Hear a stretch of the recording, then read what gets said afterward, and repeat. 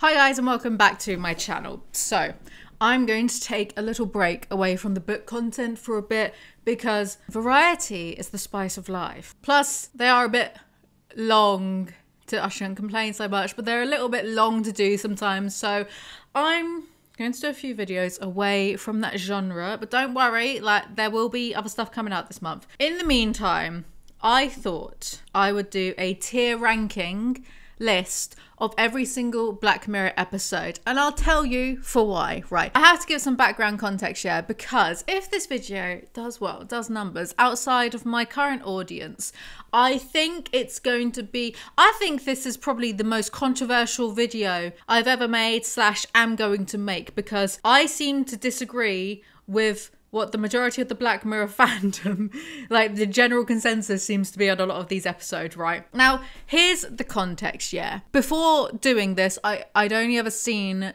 the national anthem, which is one where the Prime Minister has sex with a pig.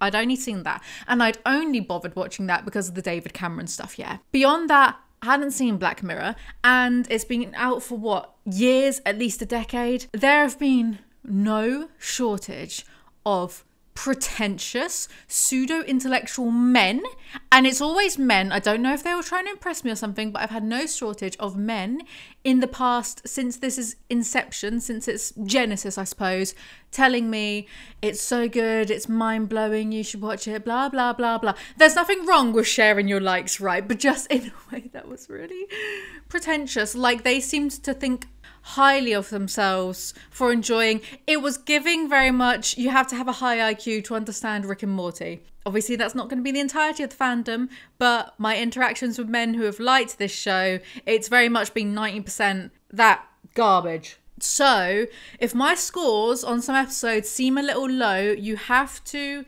bear in mind that I've been consistently told that this is one of the best TV shows. Why am I stalling? I'm stalling because people are going to hate the ranking that I've done, but I'm going to say it in my chest, yeah. I've just consistently been told how mind-blowing, how incredible, how not original, because it's not. Who am I arguing with? Charlie Brooker. It's not. A lot of these episodes are actually incredibly derivative. I need to not get ahead of myself because I've already alienated like at least 90% of you if you're not in my intended my demographic.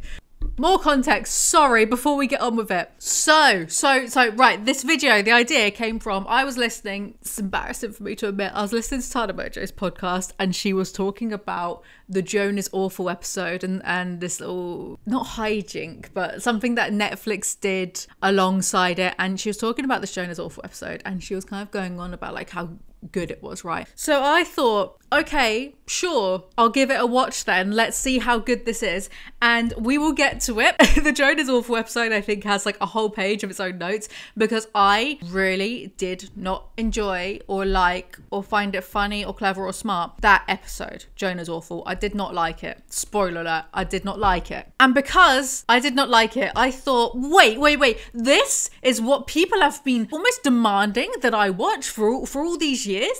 This is the show that people, what are you talking about? Charlie Brooker, how could you do? Charlie Brooker, who was one half of like him and Chris Morrison, they did Brass Eye and Peter Geddon and all that, all the stuff that I like, you know, British satire. Did my own mockumentary, check it out. I was like, are people being for real right now? What is going on? So then I decided to rewatch it all from the beginning, and then I decided if I'm gonna do this, I might as well monetize the hobby of enjoying and consuming television. So here we are. That's the context. That's what you're being given. Okay, so the rankings, you've seen them on YouTube before. They're from S to F. Season 1, episode 1, the national anthem, right? Where the Prime Minister has sex with a pig to release a member of the royal family who's been held hostage. By the way, spoiler alert for all of this. The first episode, the national anthem, I gave it a C. And that's another thing that I'm going to get peeved at. People don't know how tiers and ranking systems and percentages and stuff work.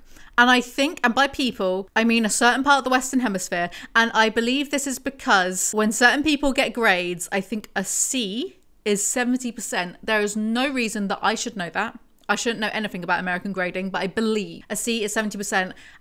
So 70% is average. This is a theory I've made up in my head, by the way, because you know Dave Portnoy of the pizza review things, he's always been like, he's gotten softer in his review age, I suppose, but he's always been like, the pizza was like, it was okay, I guess, I won't order it again. 7.2, right? So I was like, what are you talking about? And I've pointed out in my book reviews, right, when people say, I didn't enjoy this, 4 out of 5 stars or 3 out of 5, what do you mean? And I did everything I can to stall this video. Just skip ahead if you want. Maybe I'll put like title cards in if you're lucky, maybe. My boyfriend sent me this like Spider-Man game tier list thing that someone had done for, I should be vaguer than that because people will find the video I'm talking about. It was for the outfits of this game, right? And this person was doing a tier list thing like I've done, and apparently they were complaining about one of the outfits and they still put it in the S tier. So S, 10 out of 10, and they put like the majority of all the outfits in the S.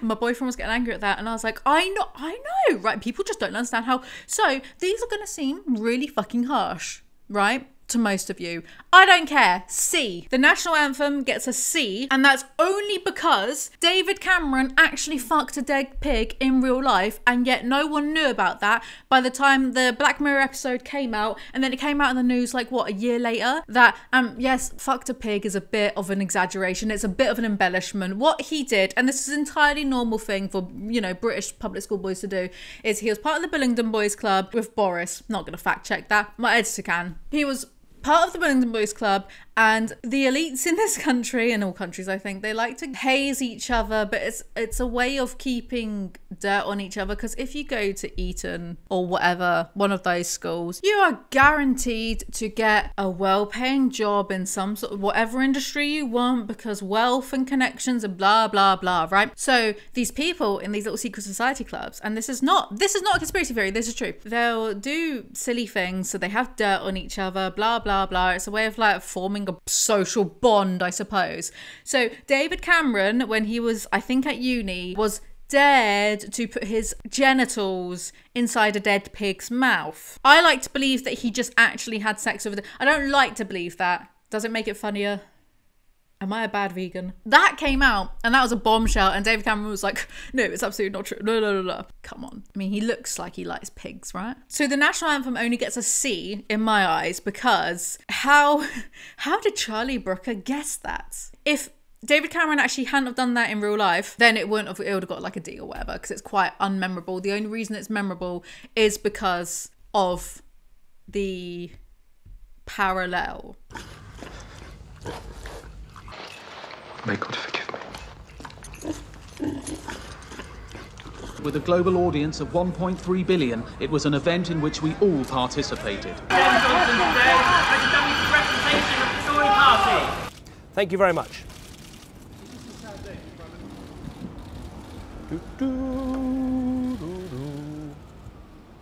Right. It's because of the parallels to our real world. Season 1, episode 2, 15 million merits, which is about this dystopian futuristic society where people earn a living by cycling on stationary bikes and gaining points, and they have to consume entertainment all the time, otherwise they lose points and they can go up and down, yada yada yada. I gave it S tier. I really enjoyed it. I thought it was great. I thought the actors were good.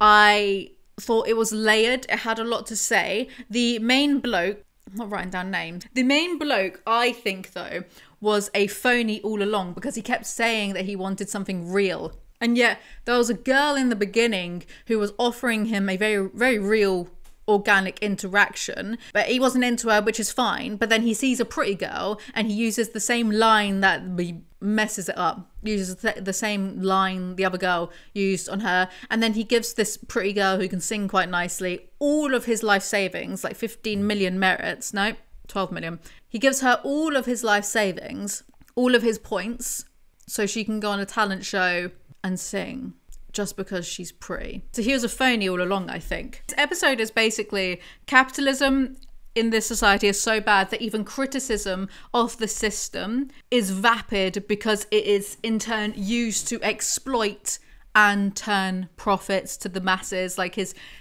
very real speech becomes this rehearsed act at the end It's very much like literal opiate for the masses. It's layered. I really liked it. I enjoyed it. S tier. I was like, oh, I see why people like this show. I get the hype now. However, season 1, episode 3, and this goes against what so many people think of this episode. It's called The Entire History of You. And people have this grain implanted in their head so they can see their own memories whenever they feel like it. And it's completely factually accurate. And this guy, this lawyer, begins to suspect that his wife has cheated on him or has had an affair, and it just escalates from there on. Gave it a D. Everyone in this was annoying. It's fucking embarrassing. I'm sorry. No, I'm not sorry. Yes, I'm easily irritated, sure. But everyone, the woman who, I guess it's up for debate as to whether she had an affair or not, because she shagged this other bloke, but she thought her relationship was over because the husband had stormed off in a huff for like 5 days without calling or texting her, so she shags another bloke. It's a bit like the Ross and Rachel, were they on a break, weren't they on a break? And I think Ross and Rachel, they were on a break. However, it doesn't negate the fact that it is hurtful to jump into bed with someone else like merely hours after going on a break. It doesn't negate that, you know? You can have nuanced approaches to these things. And most of these people have these little grain implants, right? And this lady, she's getting grilled by her husband. He's trying to force her to show her memories to him. And she insists on lying to him until the very last instant. That's not what it looks like. Oh, did Jonas come round to read you a story? No, it was... A story about fucking? And it's just, that was so fucking annoying to me, because it's like, you all have these, well, most of you have these little implants in your head. Stop lying. There's no need to lie with just tell the truth. It really annoyed me, because you're going to get caught out if he forces you to, and he does, to go through her memories, and it validates the fact that she did cheat on him. So the woman really annoyed me. The bloke, the acting as well didn't help. I did not enjoy or buy or believe the acting in this, because I can't articulate this very well, but I feel like all of them were doing, it felt like, you know, when you're at the theatre and people are acting on stage and they're very obviously acting. Like they'll have a broom and be like, oh, bloody, this is why I'm not an actor. I couldn't think of anything then. Bilbo came in, took pub earlier. And do you know what I mean? Like stage acting, which is fine if you're in an audience and you're watching a play, but it's a bit exaggerated, right? It felt like everyone was acting like that. Yeah. Yeah, right. Are you? Totally. Yeah. Yes. I was just like, am I watching a play right now? It was really off-putting to me. And that's not like, not trying to be mean to the actors, because I think, well, the lady, she ended up being Doctor Who. These are clearly accomplished actors. So maybe the direction they were given was a bit, I felt like I was watching people act rather than watching, I can't explain it better than that. And I'm not trying to be rude. Maybe the style of it just didn't agree with me. It annoyed me a bit. I'm not trying to be rude, am I? I don't know. The bloke was being so aggressive to this woman throughout, yelling and smashing things, and then he ends up drink driving to go to the affair partner's house, and he crashes his car and stuff. And the people on the subreddit for Black Mirror are really out there saying it's all justified. Like, some people were disagreeing with the drink driving part, but some people were agreeing with the drink being like, it's justified because his wife. So it's justified because his wife cheated on him and maybe his baby wasn't his. That's justification for him to drink drive and crash into a tree. He could have killed other people or a family of people. It didn't happen, but it could have happened. Like, it's not justified to go, you have to have better control on your emotions than that, than to just go completely off the handle and put other people at a risk. Like, I don't even care that much that he got into a fist fight with the affair partner. Don't even care that much about that, because it's literally play stupid games, win stupid prizes. Right, I'm not going to take the, am I the arsehole? You must always be like Jesus all of the time, because people have emotions and emotions valid, and like sometimes it's hard to control your emotions. But when it comes to drink driving, don't be a silly Billy.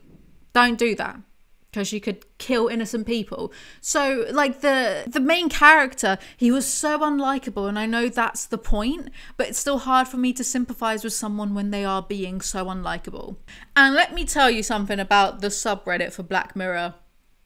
I hope that the subreddit is just indicative of Reddit in general. I think it might be, to be honest, because Reddit hates women, hates vegans, hates a lot of things. People on Reddit are quite pretentious. Oh, people do, like, the worst thing about Reddit, yeah. The worst, you know what really grinds my gears about Reddit? Someone will make a funny comment, someone will add on to that with, like, you know, funny, less funnier comment, and then you'll just see, like, open thread, 100 replies, and it all gets less and less and less and less funny. And it's just, like, annoys me. Because everyone just has to, like, get in and have their little bit. With no self-consciousness whatsoever. I'm on one right now and I don't know why. But people on that Reddit, any excuse to call a woman a whore in it. Any excuse to call them a slut, a whore. You know, language that is... Would you stop? Language that is based in sexism because you don't call men cheating sluts or cheating whores, or it's very much like aimed at women. That what do you call a man who's cheated? Other than... bastard's not a non-gendered term, but you could still call a woman a bastard. All the words that you can use for a man you can still use for a woman if you wanted. You know, I'm not going to go through the list because I'll get demonetized. And I wouldn't even mention this if this didn't crop up again. Any excuse to call a woman a whore on that subreddit. It was really like interesting. So because of all of that collectively, and I just didn't enjoy the episode, D. Season 2, Be Right Back, in which a bloke who's in a relationship dies untimely. So the woman gets this android to replace him using all of the data available online, like, you know, Facebook, Twitter, and that kind of thing. The android looks like him, speaks like him, but it's not quite him because it's an android, so it can't really do that much. Maybe there's some sentience there, but not enough for him to be independent like a human. I gave this one a D because the woman just kept being rude to the android and tried to kill the android and then kept the android locked up in an attic. Babe, don't take it out on the android. That android is just doing what it's been designed to do. Leave it alone. Robots need rights. I'm one of those types of people. So I gave it a D because I didn't like the woman. Season 2, episode 2, White Bear, S tier. I think this is one of the best episodes that Black Mirror has done. It's about this woman wakes up and finds that these hunters are after her and the public aren't helping, aren't engaging. All they do is film her on their phones. They don't react or respond in any other way. They're just filming her, right? So at first you think, oh, is this some sort of, has a frequency with people's cell phones interfered with their brain waves and it's controlling people? What's going on? But then the twist is that they're all actors and the woman helped her boyfriend abduct and murder a child. So she's being tortured, well, in her mind forever, because they, at the end of every day, they wipe her mind and do the same thing all over again, right? And I did not see that twist coming. And I appreciate that I don't think you're meant to find the vigilantes justified in what they're doing, because they're effectively making the woman a tabula rasa every night, blank slate, like wiping her bed. So when she wakes up, she's disorientated. She doesn't know who she is. She thinks that like the kid that she helped murder was her daughter with this photograph. She's terrified all of the time until the end of the day where she's shown footage of the murder that she shot on the phone. She doesn't know what she's being tortured or hunted for. And these guys have been doing it to her for months. So effectively they're torturing a semi-innocent person because she can't remember the crimes that she's committed. She can't. Forever. An unending nightmare. And it's interesting because when you hear about horrific acts in the news, you want extreme vigilantism. But the reality of it, is it good? Does it make you any better? Like, well, in real life, it's not really that apt, I suppose, because you wouldn't be able to wipe someone's mind every single night. But in this, are they justified in continuously torturing this woman who has no idea what she's done wrong? Are they any better than her? I think it's interesting. I think that's a loaded conversation to have either way, so I'm not going to say what I think really, but I think I just thought it was good. I thought it was really interesting. Episode 3 of season 2, The Waldo Moment, which is about this purple animated bear who is a nihilist and he ends up becoming this political figurehead. That's the episode. I kept changing my mind about this episode because on one hand, Waldo the bear is a nihilist who's chaotic and truly stands for nothing. And people like people to stand for things. Even like whether it's good or bad is beside the point. People like to look to people who stand for stuff. So would Waldo really gain that much traction? No. But on the flip side of it, a head of lettuce outlasted Liz Truss as PM in this country. So there is that. So I really flip-flopped about this one, what I thought of it. I did think that there's this rant the politician guy, the Tory, does to the comedian playing Waldo. And I kind of feel like, was Charlie Brooker was he feeling a little bit sad when he wrote this episode? Because the Tory was saying things to the comedian that even I felt a bit attacked in a way, about how you're not good enough to do X, Y, Z, so all you do is take the piss because you're not good enough to do anything else. I felt a bit seen. 33 years old, a man whose career can be summed up surprisingly quickly. You were in a sketch troupe that enjoyed sort of minor success about 6 years ago, and the others moved on to better things. But your main achievement seems to have been playing the part of a corn on the cob in a high-interest personal loan commercial. It's easy what he does. Now, he mocks. And when he can't think of an authentic joke, which is actually quite often, he just swears. I think that this puppet's inclusion on this panel debases the process of debate and smothers any meaningful discussion of the issues. He has nothing to offer, and he has nothing to say. I think maybe Charlie Brooker was thinking about his career. Also, the character of Waldo was originally intended for an episode of Nathan Barley, and you can really kind of feel that. Anyway, I gave it a D. Maybe C would be better. I don't know. Should I give it a C? I don't know. Because I'm quite meh about it. Let's just move on. Episode 4, White Christmas. The fandom loves this episode. It's about this technology called cookies, where people take a copy of their conscious brain but make it into, I guess, bits of code. But it's sentient code, and it can be used to, you know how we get like, hey, Google or whatever, turn on the lights. It's essentially, the cookies are used as that, but they're personalized because they're like a physical slice, but a mental slice of your consciousness, I suppose, right? It's about how this technology is utilized by this man who invents it. And also there's 3 stories that are running at the same time. Basically, this man in a cabin has been stuck with this other bloke for about 5 years, and they tell each other their stories on Christmas Day. Why are you here?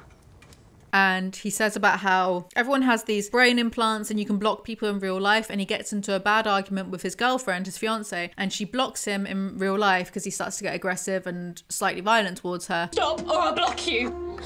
Don't you dare. No, we can talk tomorrow, just please stop. Don't you fucking dare. Turn it off! Turn it off, you... me, Beth! They were arguing about her being pregnant because she wanted to get an abortion and he didn't want her to get an abortion. So she blocks him in real life and keeps him blocked forever. And then he has a restraining order placed upon him against her. And the block extends to the child. So he can't see the child either, but he sort of stalks them because he believes it's his child. She dies in a train crash. The block dies with her. And he sees the child for the first time when he's stalking them at the child's grandfather's house on a Christmas. And he sees that the child is clearly part Asian, so not his. So he goes into the house, speaks to the grandfather, and he ends up killing the grandfather by bludgeoning him over the head, and he just leaves. And then the child goes out to find help and dies because it's like a 5-year-old child in a snowstorm. Then it turns out the cabin has all been kind of a bit of algorithm, because it was his cookie talking to this other guy's cookie to try to get a testimony out of the bloke, right? And with the technology, the cookies are sentient code. They can mess with the cookie's sense of time by making a second in the real world feel like 1,000 years in the cookie's little trapped algorithm code world, right? So these police officers leave the cookie at it's something ridiculous, like 1,000 years per minute over the Christmas period. So people worked out the cookie, which is sentient code of the man who killed the granddad. The cookie gets left in a kind of purgatory for about 1 million years by itself, right? Which, when I watched it, I was like, wait, this is just The Jaunt by Stephen King. And it is based off The Jaunt by Stephen King, which I think is his best short story, horror story that he's ever done, because it's a similar concept, except it's not about sentient code. It's about people transporting their bodies long distances and having to be put under whilst doing so, because the few people who have been conscious whilst going through these portals have been trapped in eternity, and they come out the other side and die instantly of the shock. And there's a lot that's left up to your imagination and interpretation of the short story. I think it's the best horror short that he's ever done, because the implications of it are mind-bending and awful. It's like you're trapped for millions of years, billions of years, maybe even trillions of years. Go read it if you want. It's literally about 20 pages long. long. I'll give you a spoiler right now though, so skip ahead like a minute if you don't want to hear the spoiler. A man's young boy goes through the portal conscious because he wants to see what will happen. They're meant to have safeguards in place, but they get a bit sloppy, I suppose. And when he comes out, when the man comes to on the other side, his boy has aged. He's still in the body of a child, but he looks all just like, bleh. That's not a good descriptor, is it? I'm better at writing than I am talking. He looks like basically a little ancient demon thing, and he goes insane and starts ripping his eyeballs out, like blinding himself, and he says, it's longer than you think, Dad. So what, longer than billions of years for a consciousness to experience? Just, I imagine it's just white. You can't move, you can't feel, but it's just white for like billions of years. You go insane. There's so much time compared to how much you were actually in the real world for that you just go mental in it. And for me personally, the idea of eternity fucks me up so badly. It's the only thing that like truly does fuck me up and fuck with my head. So that for me is my perfect horror story. I think it's horrible. Werewolves, vampires, whatever, I can deal with that. Eternity of nothing that... Blah. So saying that, though White Christmas has been inspired by The Jaunt, I feel like The Jaunt did it better for me. This, it was okay. I gave it a B. Did I say B? I gave this episode a B because it was good. It was better than average to me. C is average. This was better than the average, so it got a B. However, the subreddit, again, using this episode as an excuse to call a woman a whore. Because yeah, the woman cheats on him and then she doesn't give him closure, and that's very unfair. She could have sent him a message to be like, by the way, the child's not yours, leave me alone. I don't think she should have sat in a room with him and said that, because clearly he is a bit unhinged because he bludgeoned a granddad to death. Well, to be fair, he hits the granddad once in the temple and that's enough to kill someone. You know, it's not like he was there like, you know. So he did kill the granddad, and one punch or no, he killed the granddad and he left the child, and the child died. This 5-year-old who isn't to blame for the situation they were born into dies in a snowstorm. So clearly he wouldn't be the best person to say that face to face in person, but she should have left him a message or something. She should have.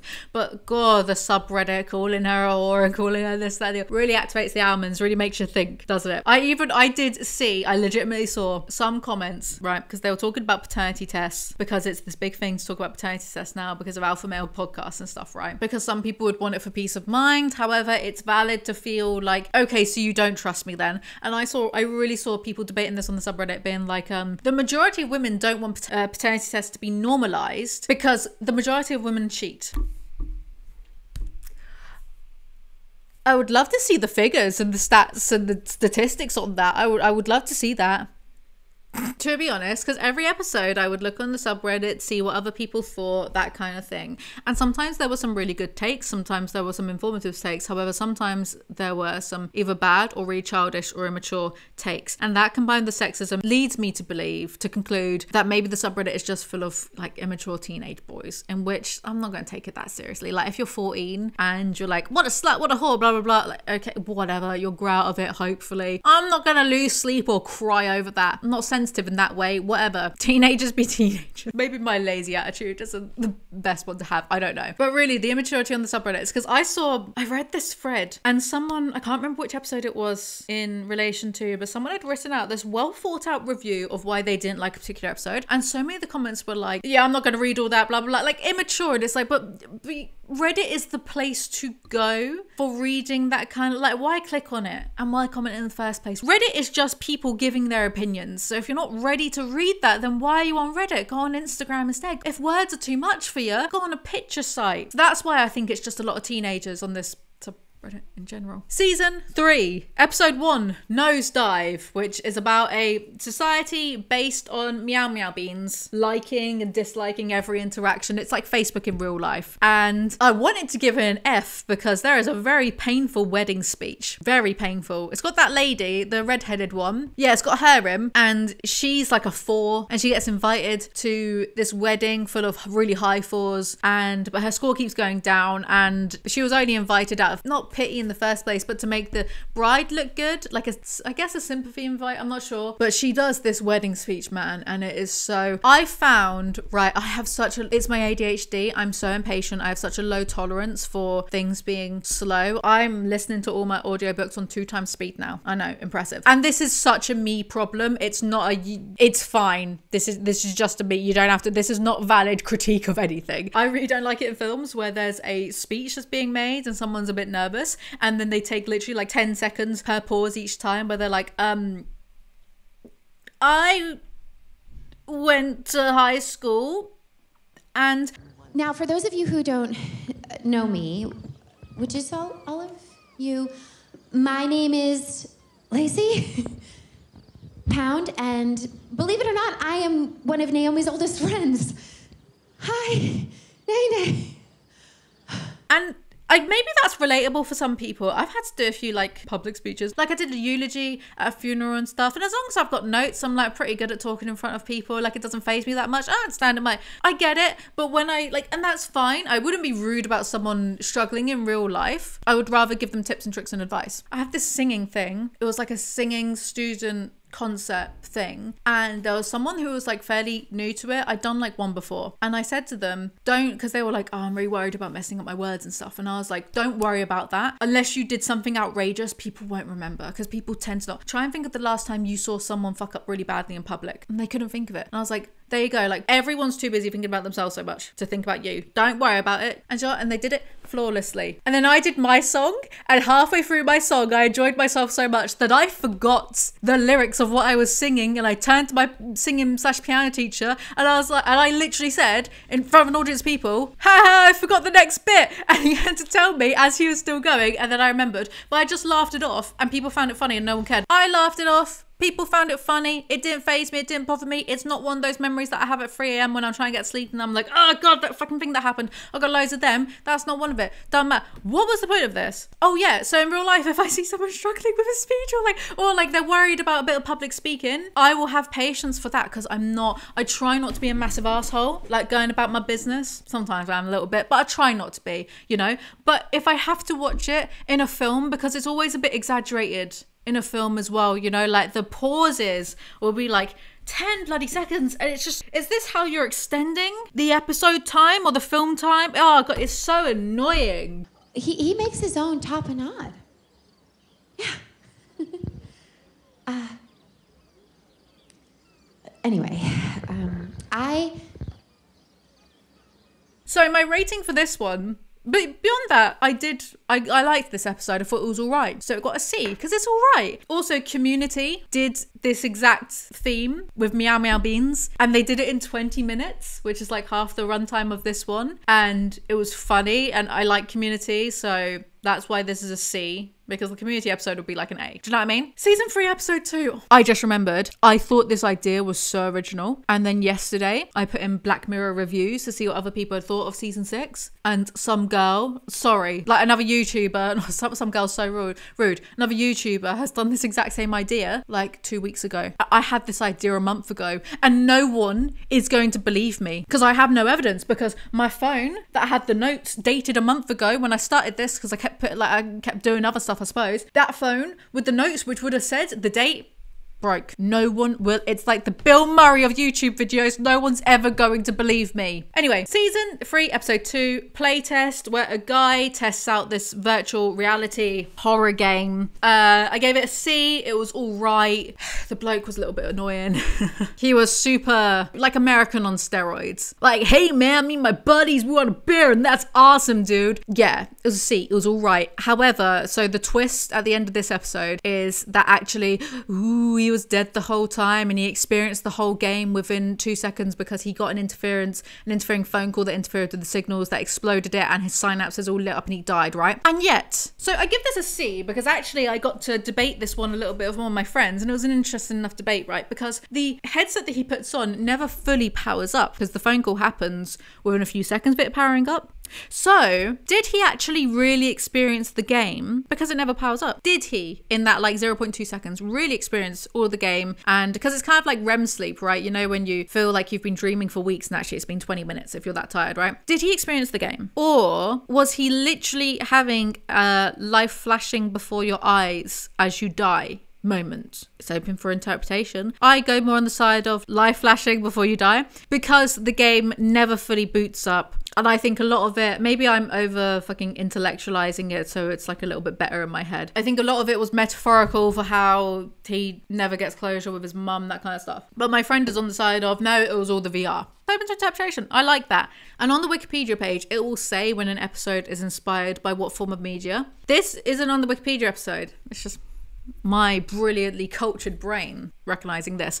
The Twilight Zone have an episode in the old black and white series called Perchance the Dream. It's the twist, it's literally the same, like the exact same. Like the scenarios are a bit different, the execution is different, but yeah. So for me, the Twilight Zone did this, and they did it quicker as well, in 20 minutes. So it's a C, average. It was all right, which that's not a bad thing. Like most things are average. It's not a bad thing if it's almost ubiquitous, right? Everyone wants to be ahead of the bell curve, but as long as you're not under the bell curve, like, it's fine, right? That's me justifying my incredibly average existence. Season 3, episode 3, Shut Up and Dance. This is about a boy gets filmed on his webcam having a bit of a wank. Yeah, like 18-year-old. I think he's about 18, 19. And he gets these blackmail text messages having to do a series of like increasingly dangerous events, because otherwise these hackers, these anonymous hackers known as 4chan, are going to release. I gave this an S because I did not see the twist. I did not see it coming.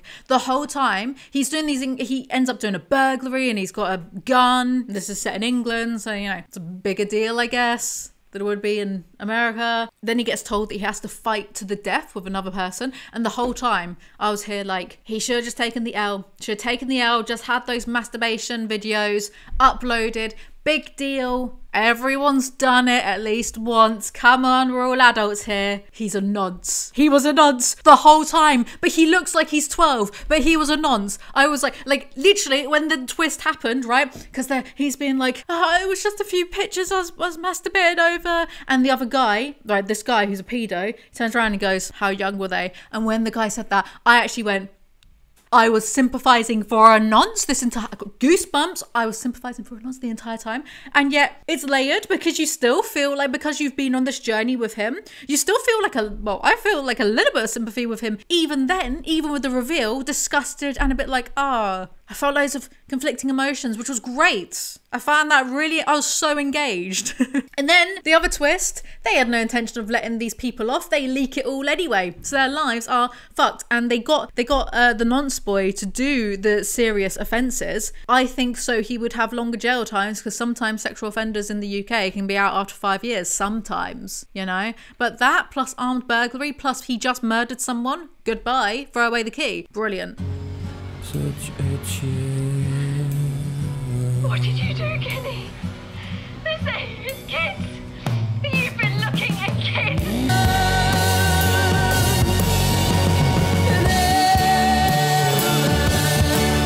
S tier. Brilliant episode. Loved it. And when you go back and rewatch like the beginning bits, he's interacting with like, because there was a scene where he's like, oh, you forgot your toy. And the actor who plays him is the same dude that plays the guy.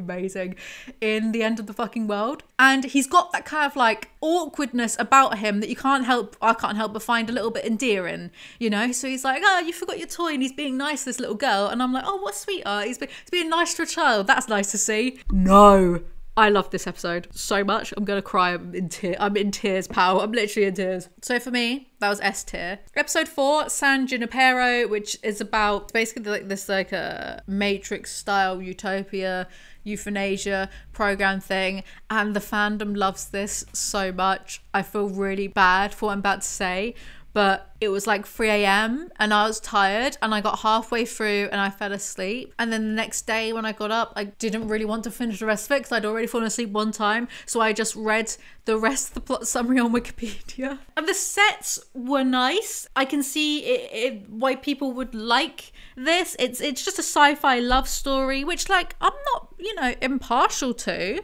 11/22/63, I think that's the order. Stephen King, that's a time traveling romance, and that's one of Stephen King's best works ever. So I'm not impartial to it, but it just I wasn't engaged enough to finish the rest of the episode. So for that, I feel peer pressured right now and no one's here because I put an E just because I didn't finish the episode. But people love this so much, and I can see why people would get the nostalgia hits for it and stuff, you know. And like people of my gen tend to romanticize like the 80s and 90s a lot. I'm saying that as though I'm actually Gen Z. I'm 20, mate. No, that's not okay. I'm peer pressured. That's not fair of me. The fandom loves it so much. I will give it a D because that's not fair of me. I didn't technically finish it because I wasn't that engaged. I'm sorry. I've got ADHD. Let's blame it on that. Neurodivergent. And I'll give it a D because I gave the next one a D, Men Against Fire. And yet, I've got way more complaints about Men Against Fire than I did. Okay, San Junipero, D. Below average because I didn't finish it. Men Against Fire, D. It's about this army bloke who's trying to get rid of these subhumans, essentially. Well, first I thought, are these alien people? And then, here's the issue with it. This is why it's a D. It's very predictable. Because then I realised before the reveal was, oh, they're going to be just normal humans, aren't they? We don't stop the roaches. And 5, 10, 20 years from now, you're still going to get kids born that way. And then they're going to breed. Fucking roach nest. You can't still see them as human. And it's something within their little brain implant things that's making them see them as aliens, so it's easier for them to kill them. And it's was reminiscent of, I guess, Nazi Germany, World War II, the propaganda against, well, minority racial groups such as Romani people, Jewish people, etc., etc. So it is clearly, inspired's the wrong word, but it's clearly an allegory for that, which is a great idea. The execution of it is great. It was predictable. It was quite slow in parts, which is funny because there's a lot of action in it, but it's still quite slow paced in parts. For me personally, it wasn't that engaging either, because the soldier that you're following throughout, he keeps having these dreams, these erotic dreams where he's shagging like this beautiful woman, and I thought that they were actual dreams and he was just really horny being in the army. I didn't realize that it's the implant giving him rewards for killing they call them roaches. I didn't realize that because I was that unengaged with it. I thought that man was just horny. So I gave it a D for that. Nice idea. The execution just fell a little bit flat for me. Episode 6, Hated in the Nation. This is about mechanical bees killing people. It's one of those bee things. And you know what? I gave it a B because I liked it. I was engaged with it. Engagement is a key thing for me because I get bored very easily. My attention span is not good unless I'm hyperfixating on something, right? The length of this was very long though. It was so long that it felt like I was watching a film. However, a film with a much lower budget. Do you know what I mean? It wasn't like a TV show, but it also wasn't a film. It was in this weird like limbo of this content limbo. I still liked it though. B. I said lots of plot holes too, but I didn't mention any. That's great. Why'd I give this a B then? Also, I thought Blue and Karen, these two women, I thought that they would actually like get with each other in the end, because I don't know, like, comment if you saw this too, but they kept giving each other like eyes, you know, so I guess it's not an A because of that. Season 4 episode 1, USS Callister. B. It's about this bloke. He created this virtual network where people can play a game online, but with these little nodes that attach to their temples, so they're actually there in the game. Cool. Virtual reality, but you know, times 10, right? But he has his own unregistered server where he's taken cookies, sentient code, off of like his work colleagues' DNA. They're sentient, right? Because there's always debate about cookies and the codes and, oh, it's just a bit of code, but no, these things are sentient. So they believe they're people, just like how I believe I'm a person. Because when people argue against it, because I'm for robots having rights, and if it's sentient, it's got to have rights, you know. You can't be abusing sentient beings who feel pain, even if it's a bit of code to you, because I'm sure there's some extraterrestrials out there who are so advanced they would see me as a little fly, but that doesn't negate my own experience, does it? And you'd want to hope that if these extraterrestrials ever controlled Earth, that they would see you as more than a little fly to be swatted. You would want to hope that, as to these sentient codes and future androids we're going to have, right? What am I talking about? Because some people would argue, oh, it's the same as when you play Grand Theft Auto and you're killing NPCs. No, because they're NPCs. They're literally NPCs. They're not sentient in any way. Whereas these, we're demonstrably shown throughout the series that these codes are sentience. So he's torturing them and they're stuck in purgatory, essentially, and they break away from him. It is very much a live action. I gave this a B because it's a live action, I have no mouth and I must scream, which I think is a great short story. I think it's fantastic. There's also a game of it. I haven't played, but also seems good. Episode 2, Archangel, where this woman installs software into her child's head to monitor her movements so she can keep an eye on her, but as the child matures, it ends up just pushing her away. Average. It was fine. I didn't dislike it. It was fine, so it gets a C. Do you know what? I'm going to put USS Callister up into an A then, because it was better than Archangel. It's not fair that there's one grade between them. I'm already disagreeing with my system. I think my system is very flawed because I've made it. It wouldn't be an S because I think the short story is better. Do you know? Do you know what I mean? Like, if the source material that some of these episodes are influenced by or inspired by is better, then I'm not going to put it on the same. That's just how the world works, according to me. Archangel, C, it was fine. Like, give or take it. I'm not a parent myself. I think that was probably one for the parents. Crocodile. So this one, the big bad technology, is that if someone has seen an accident work that isn't your fault, these people can access these memory machines. So I guess it's a little bit, it's like a more rudimentary version of the technology, the grain that we see in the entire history of You. You know, it's much more basic. They get attached to these machines, and then someone can watch the memories, so they can see that if an insurance claim that got filed because of an accident is actually legit, or if someone's acting or whatever.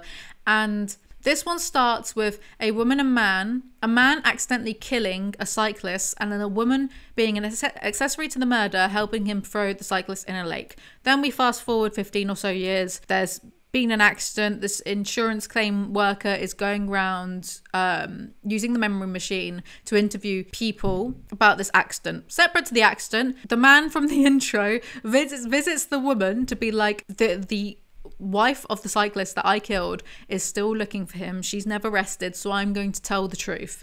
And the woman freaks out about this so bad that she kills the man. And from there, because of the use of the memory machine, the woman is like, I gotta leave no witnesses, because she gets interviewed by the memory machine lady. She kills her. She kills her husband.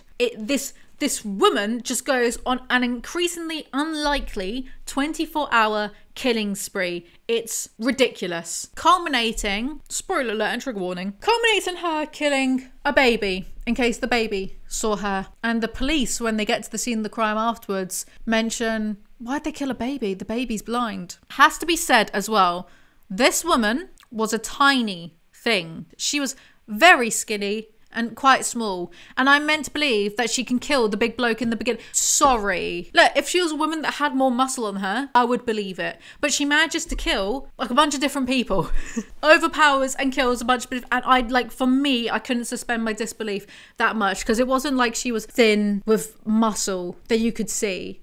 Like, sorry, I'll do boxing and stuff. I don't look like it, but I think I could hold my own. Maybe to someone that was a man that was a little bit slimmer than me. I feel like people aren't going to like that I'm going to say this, but I just could not suspend my belief that this woman, this not muscly, small woman, overpowered this bloke and killed him. I just, that took me out a little bit. And I didn't root for her, and I'm not sure you're meant to root for her because she's going on a killing spree, but she was unlikable from the start. And Shut Up and Dance actually manipulates you into accidentally sympathizing with a nonce the whole way through, and then I felt conflicted after the reveal, and I feel like that was the intention. But this woman, get in the sea, get in that lake with the first victim. Actually, she was thoroughly found unlikable. She kept killing people. The motivation was to help her so she wouldn't get taken away from her husband and her son. But whenever you see her with her child and her husband, she's always been like just snippy and moody and stuff anyway. So it's like, you're not doing it for them, you're doing it for you because you're selfish. And sorry, but she was so stupid that she thought becoming a serial killer would have been better than accidentally being an accessory to murder 15 years prior. For being an accessory to murder, which she could have said, she was under the influence of drugs, right? She'd been smoking the weed and stuff. She could have said that the man forced her to help her chuck the body in the lake. Could have said that. Sorry, and in England, get a slap on the wrist for that. You're not going to you'll get some sort of suspended prison sentence where you don't actually go to prison unless is that what suspended sentence means? She wouldn't have gone to prison for that. But then having a killing spree, and sorry, the twist, the nasty little twist of, oh, that baby was blind. So I hated this episode. I hated the woman. I hated that she killed the baby, and then the baby was actually blind, so she didn't need to do it in the first place. I just hated it. I don't feel sympathy for her. She gets arrested in the end. I wanted them to can I say that? I wanted them to do a murder on her.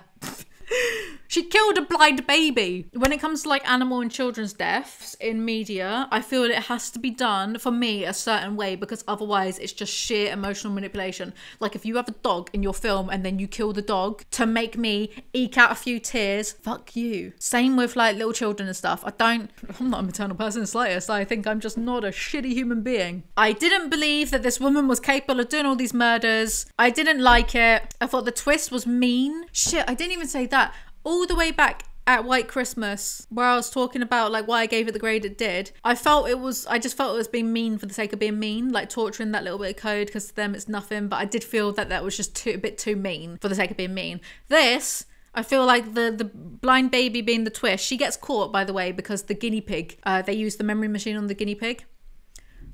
I don't think guinea pigs can actually see that well, so stupid. I found this one abysmally stupid, hated it, F. Episode 4, Hang the DJ, which two people are in this dystopian world where they have to keep being set up on dates by some sort of robot AI until they meet the perfect partner. But actually, it turns out that it was all a simulation done by a real life equivalent of Tinder, I suppose, before the people in real life like match each other and work out that they're a perfect match. Hang the DJ. I liked this one. I liked it a lot because it had the backdrop of the dystopia, trying to work out what's going on, why are they in that world in the first place. And I like to think that rather than it just being they've inputted some, let's call it like a hyper version of Tinder, rather than them inputting some basic details like, 25 and I like long walks on the beach and posing with like caught fish and stuff. Rather than inputting data like that, I like to think that it was utilizing the technology we've already seen, that it was actually their cookies, because the simulation people do say, don't you feel like we've done this without like hundreds of times already and we've already met each other? Because the simulation was doing that. So I like to think it was their cookies doing it over and over again until they realized that they were a perfect match. I thought it was good. Metalhead, which is about a dystopia where things are fucked. It's like a wasteland, and these survivors, these scavengers, get hunted down by a metal robot dog. Average. It was fine. No complaints. It was all right. It was all set in black and white, so it was a bit noir. I don't know if that's the right term. I thought it was good enough. I didn't mind that what they'd all risked and sacrificed their lives. So because they're trying to scavenge something and you think at first it's going to be medicine. Turns out it's just teddy bears because it's for a sick kid back at camp who's dying and wants something to, I guess, comfort themselves with, right?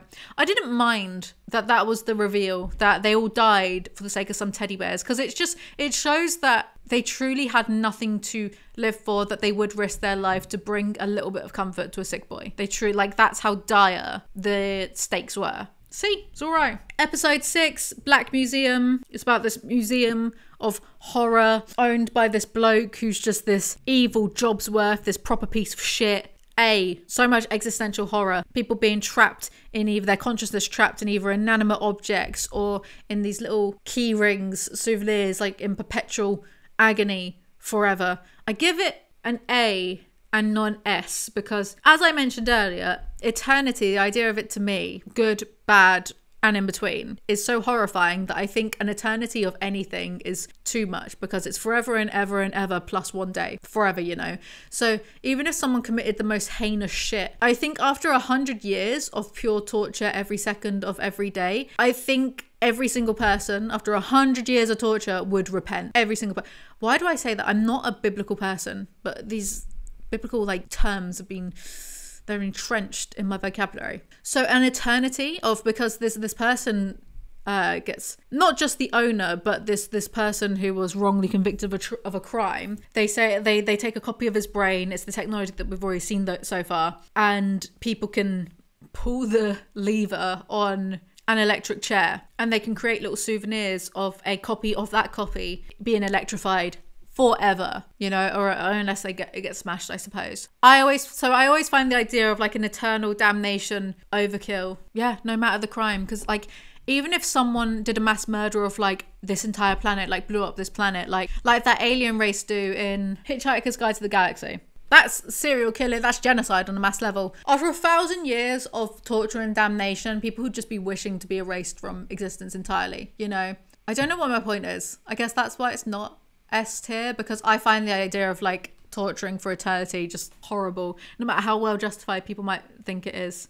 I feel like that's such a statement to make. But just think of forever, think of eternity, add one day onto it. It just keeps, it's like EastEnders, it never ends. Horrifying. Anyway, maybe I'm just too much of a bleeding heart. Season 5, episode 1, Striking Vipers, which is about these two dudes, these two bros, good mates, playing this game together. It's virtual reality. They're inside the game, but they start having an affair. They start having sex with each other. And it's really confusing because it's I guess one of the debates to be had is it cheating? Yes, it is cheating. It is cheating. There would be a difference in say you're playing World of Warcraft with one of your friends, and then I don't think you can do this in World of Warcraft, but say like you simulate the people on the screen having sex with each other, that's not cheating. That's just like that, like you'd be doing that because it's funny. Do you know, like, ha ha ha, look, they're having sex with each other. That's not, like, if it's a joke, it's not cheating, but they feel everything that their avatars are feeling because it's their consciousness inside these avatars. So yes, it is. That's cheating. Like that. I don't even see why that was like a debate on some of the subreddits. This is the notes that I wrote, by the way. I'm going off so much of my own brain right now because I really gave myself nothing when I was writing down my notes because I was doing it in my note app. Striking Vipers, C grade. Conversation starter. Fellas, is it gay to F your bro in a game? What if you say no homo? What is that? That's not even a note.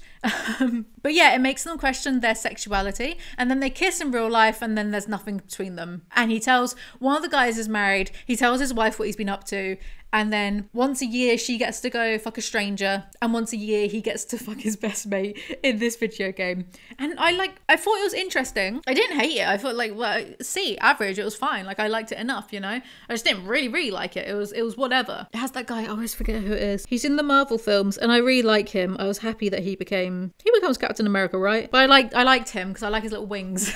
I'm such an idiot. I shouldn't be giving my opinion on anything. Like I am not the authority on what is good and what is bad media because I'm such a moron. I do feel like they could have actually done more though, because the character that we follow is the married man who's cheating, which like snore, blah, it's been done, we've heard it all before. Oh, you've been married for 10 years, you're starting to get the itch, like whatever. Story as old as marriage, I guess. But his friend, who is a bachelor, he talks about how he feels like he's so comfortable. He's clearly on screen very comfortable being in this female avatar, and he really enjoys having sex as a woman. And I feel like that's something that could have been explored a lot more. That this man realizes he's more comfortable as a woman, he enjoys being penetrated during sex.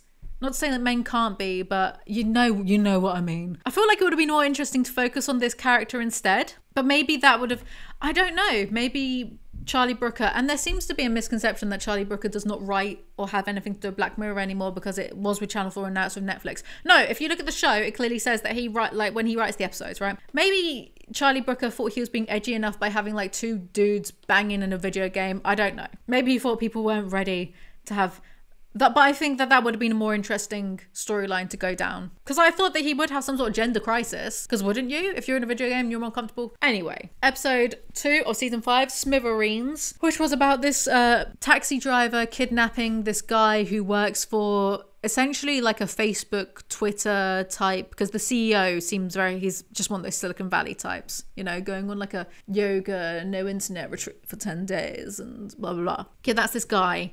And it's all about this hostage situation. And I found it very engaging, so I gave it a B. And at first, so when it ends, because there's snipers on the because they want to kill the driver, and there's a shot that happens and you don't see who dies. It's just diminished to the shot rings out, people check their phones to see, like, because it's a news story, a breaking news story as the scene develops. So people check their phones and go on about their life.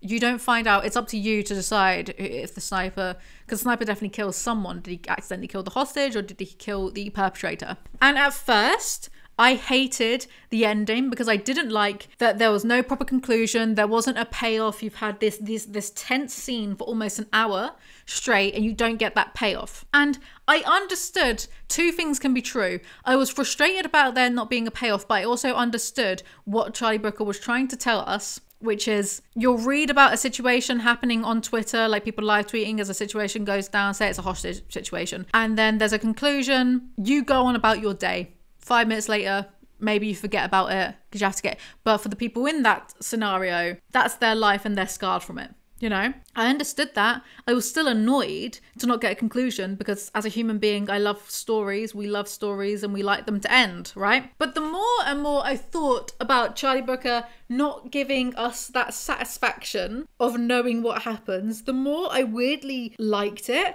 At first, I was really annoyed. I was like, oh, fucking come on. But no, I actually like it. I felt it was very much we live in a society. I enjoyed it. But the faults I have of it, why it's a B and not an A, are when you find out the driver's motivation for doing everything, it's a bit like, is that it?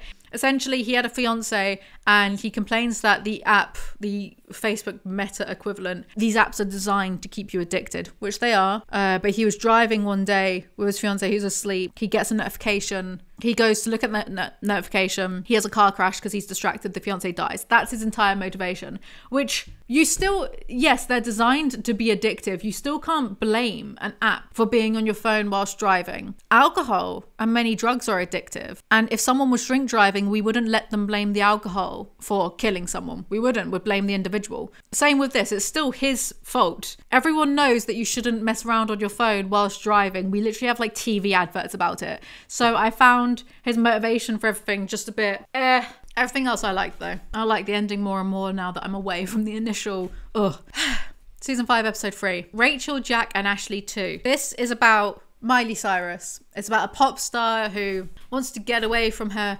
family-friendly image, much parallel to the actual Miley Cyrus, but then her aunt puts her in a chemical coma and they use machines to try to extract music from her brain whilst keeping her in this coma. And she gets helped by a little fangirl of hers. Everyone seems to hate this episode. It's the lowest rated Black Mirror episode, I think. Why? Is it because it has Miley Cyrus and she's divisive to a lot of people? I like her. I think she's got a fantastic voice. I think she's easily one of the best mainstream singers of my generation. Easy.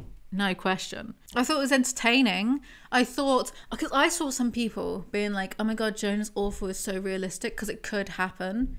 It couldn't. We'll get to it. Don't worry. But I saw people saying that episode is realistic. It could happen. Whereas this episode is way more realistic than Jonah's Awful because it's clearly both about Britney Spears. I can't pronounce this word. Conservatorship.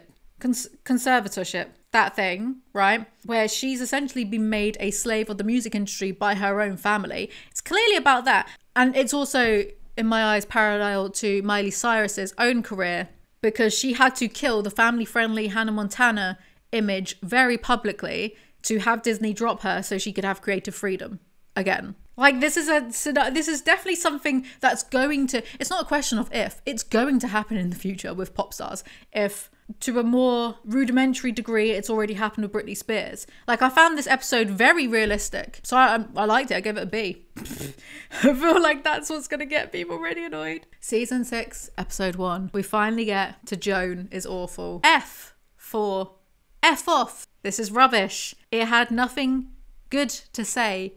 By which I mean, the episodes that I've liked have had something worthwhile to say. 15 Million Merits, White Bear, and the others.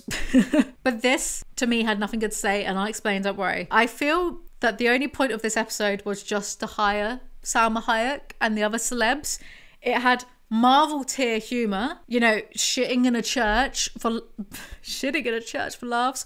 Michael Cera, I don't mind him, but he's just there just to be Michael Cera. Like celebrity worship. The nonsensical twist of it's a quantum computer. Don't have to explain the rest because it's a quantum computer, and you know, like with quantum stuff, oh, it's got a quantum.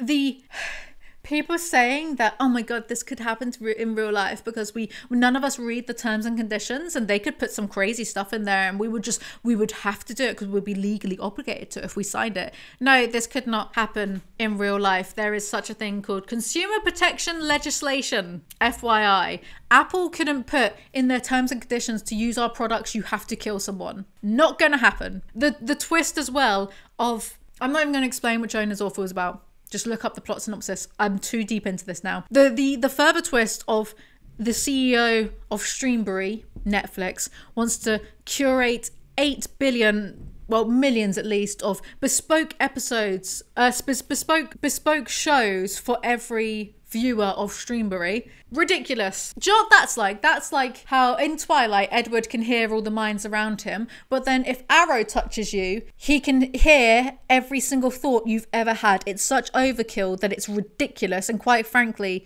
useless. What does your brain would explode with Twilight, at least the vampire's supernatural. But this 8 billion bespoke shows, or millions, whatever, one for every single person who uses Streambury. Who the fuck is going to watch them? Who's going to watch that? Who's going to watch someone's, because it follows their day, right? The other day I went to a coffee shop. I had granola, flapjack, and then I had banana, and then I watched TV for a bit, and then I played a game for like 5 hours. So to Streambury, that would be made into a show using AI. Who the fuck's gonna watch that? Who's gonna watch me doing such boring, mundane, everyday tasks? No one's going to. Sorry. Who's going to watch someone just going to the dentist and grabbing a coffee? What's the audience for that? And what kind of shitty business model is that, right? And why would you oversaturate and flood your own market with that crap? The business model, how could that possibly turn a profit? Because I'm assuming it's still going to cost money to use the AI in the first place, to have these servers and to buy, because it's a celebrity actor that they have in it, right? It's an actor. They had to buy Salma Hayek's likeness for the original Joan is Awful. So for these potential millions of other shows, they're going to have to buy millions of celebrity likenesses to use the rights for the AI. So you're going to go bankrupt. People are going to think that I'm looking too far into this, but I'm really not. The beauty of some of the other episodes of Black Mirror is that you can look deeply into them, and that's great. That's what they're there for. As soon as you look a little bit more deeply into Joan is Awful, it fucking falls apart. It impales itself in its own sword of bullshit. Plus, the whole thing of like, oh, it's being meta because it's criticizing and satirizing Netflix as Streambury, despite being a show that's on Netflix. Okay, so what? Am I meant to be impressed by that? Uh-oh, Simpsons did it. Simpsons did it. And then they resolved this issue by smashing a computer. No backups, no backup servers, just a quantum computer that they smash. Okay. This episode felt very cartoonish and not in a good way. It's very... Capitalism is bad because here's the girl from Schitt's Creek. Now, if you compare it to 15 Million Merits, which is capitalism bad because and it's layered, this feels like an 8-year-old's critique and understanding of, and I'm not saying, like, I've not done politics, I'm doing A-level philosophy, so I'm really not very educated. But this 8-year-old's critique, capitalism bad because they couldn't. Like, they just couldn't. Because there's a bit where this lawyer is like, no, this is bulletproof. You can't sue them. If it was bulletproof, right, somehow a company managed to do this, right? Because Black Mirror is meant to satirize the stuff we have now and then exaggerate it, yeah? So it's meant to be based in like some sort of reality. Say Netflix did this with its consumers, yeah? Millions of people across the world use Netflix. Regardless of whether it would be bulletproof, people would still sue. A company... Even as big as Netflix, I mean, like, Netflix couldn't even deal with people password sharing, you know? They don't have cash to burn. Millions of people would try and sue them regardless. They'd go bankrupt from all the legal fees. Even if, like, it was going to be thrown out there.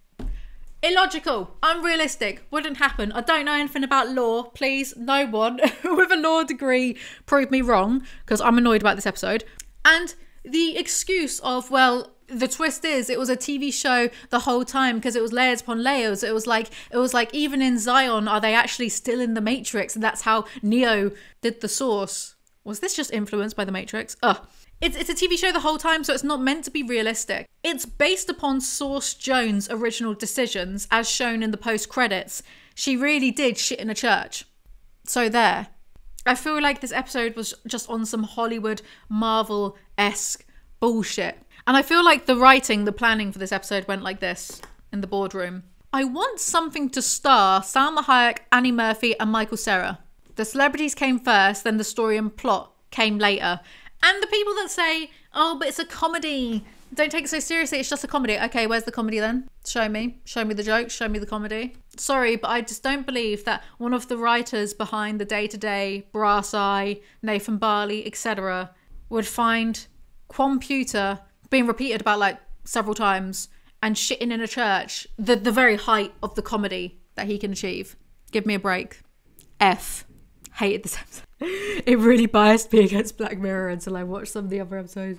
But you know, there's nothing wrong with enjoying light entertainment. I don't want to come across as snobby and elitist. There's mindless entertainment. Did I not say earlier on that I was listening to Tana Mojo's podcast? Like, there's nothing wrong with like entertainment, but Joan is Awful felt so self-indulgent. It felt so like they were just clapping themselves on the back. I really think that some Netflix executive was there being like, what if we showed that Netflix was being... It's meta because we're on Netflix. Do you know what I mean? It annoyed me. Episode 2 of season 6, Lock Henry. A. Good. Enjoyed it. Dark. There's a character. It's about true crime. It's a satire of true crime, like my own doc was.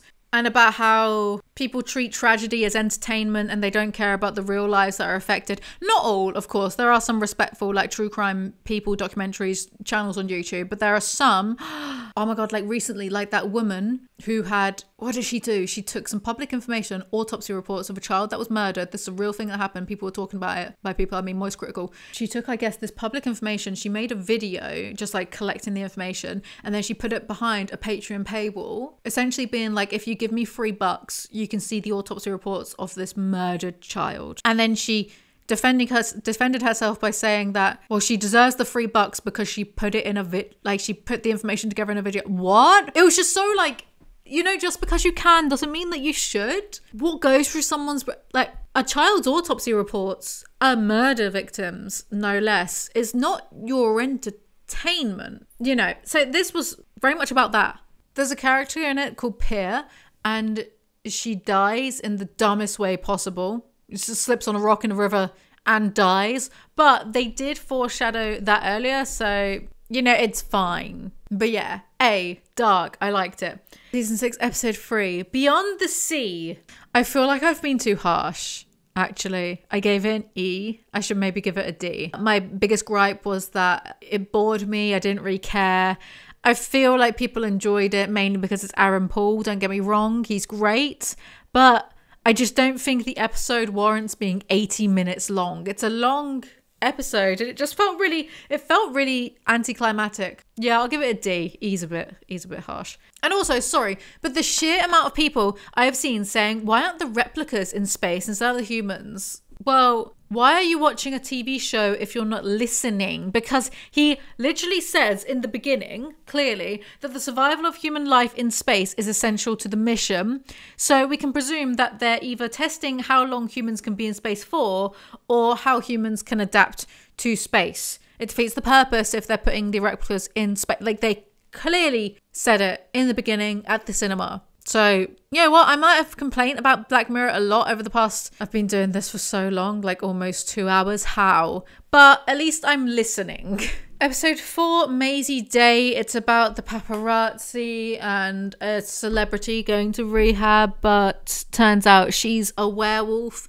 Personally, I don't really care for werewolves as... Like they don't scare me. I don't know how you can be scared of werewolves. Like, people turning into wolves and going crazy. I don't... That's not a fear of mine. I've never been worried about that, particularly. Been more worried about sinking sand than werewolves.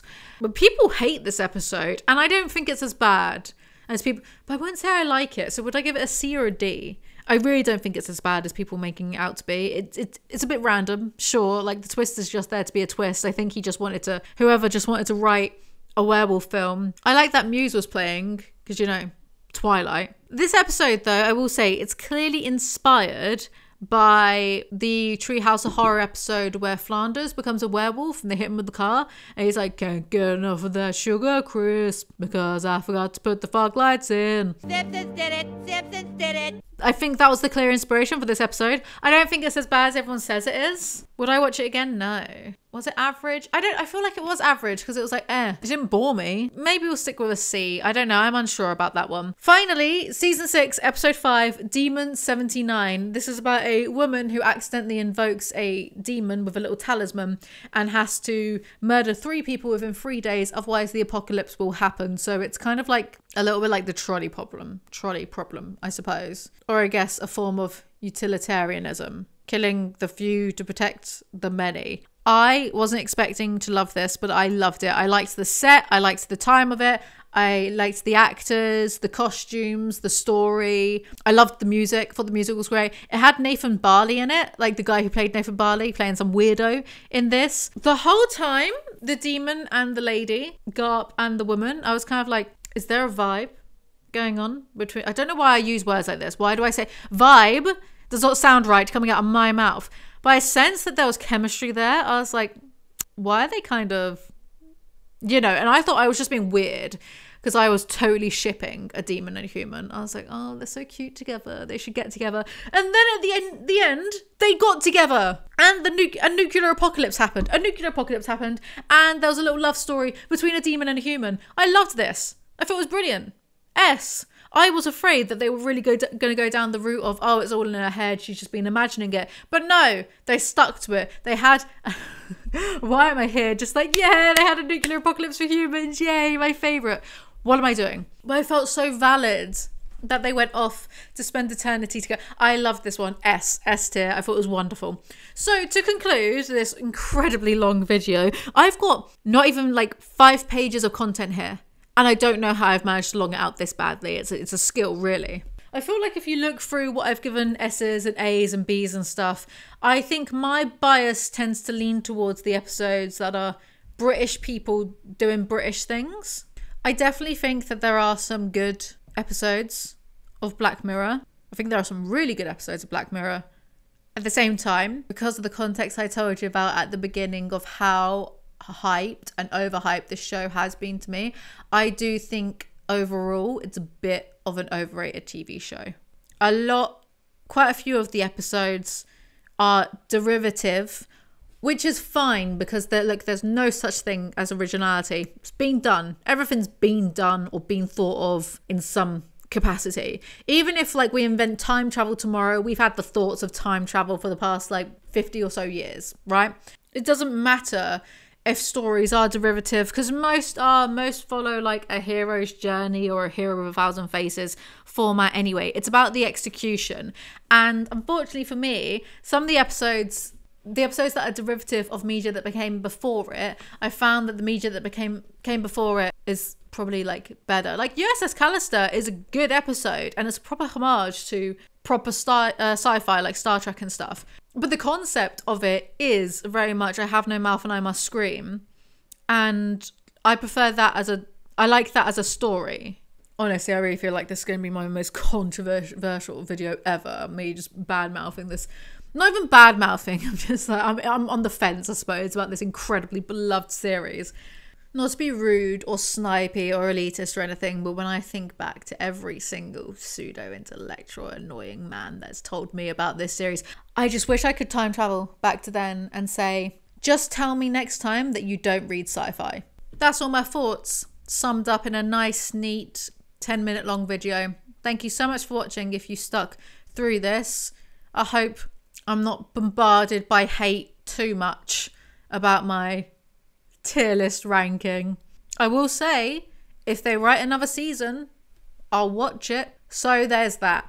At the end of the day, they got me to watch like 30 odd episodes, didn't they? So Charlie Brooker is laughing. He does all right. Don't worry about him. Thank you guys so much for watching. Remember to like, comment, subscribe. Like, fuck it. Dislike the video if you really hated it that much. I don't mind. It's all engagement, babe. That's dystopian, innit? Hate me if you want. It's all engagement anyway, so it doesn't matter. That's the next Black Mirror Season 7, Episode 1. Remember to check out my podcast channel and my third channel. I make new videos whenever I feel like it, and I'll see you all next time. Bye.